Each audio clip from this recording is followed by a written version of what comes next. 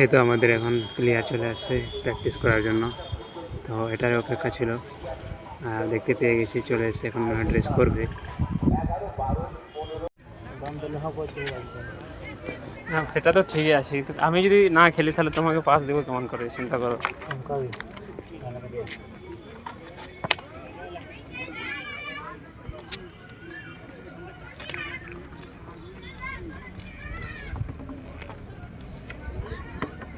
ভুট্টু আসছে, ভুট্টুর সঙ্গে খেল। না আসছে তো এখন,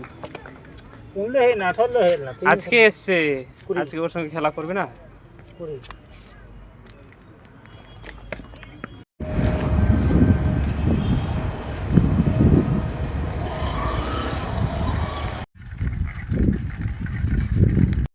খুব সুন্দর বলবো না, একটা ভালো লোকেশনে, যেখানে ঘর বাড়ি মানে পাড়া একটু দূরে আছে, চারিদিকে একটু ফাঁকা ফাঁকা, যে তোমরা দেখো। তো কোনো কোনো সময় না বলাও দরকার, যেহেতু আজকে আমার বল খেলার কথা ছিল কিন্তু আমি না করে দিয়েছি। তো আমি চলে এসেছি এখন খুব ভালো একটা লোকেশনে, তোমরা ওদিকে দেখতে পাবে কচু গাছ রাস্তার ধারে ধারে।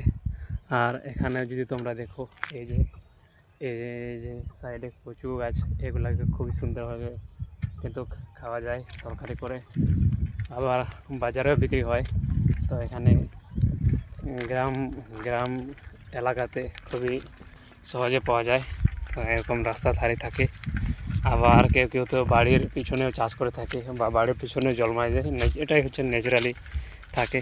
তো এগুলা দেখতেও এত খারাপ না, তাও কিন্তু এরকম জঙ্গল ছাড়ে হয় বলে কেউ কেউ খায় কি না জানি না, কিন্তু গ্রামের লোকেরা খুবই ভালোভাবে খায়।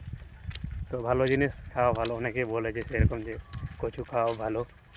তো চলে এসেছি ফাঁকা একটা রাস্তাতে, আর ওইদিকে হচ্ছে সানসেট হতো, কিন্তু সানসেট হয়ে গেছে, আমি আসতে একটু লেট করলাম, না হলে সানসেট দেখতে পেতাম। তো এদিকে আমি সানসেট দেখার জন্য চলে আসি সময়।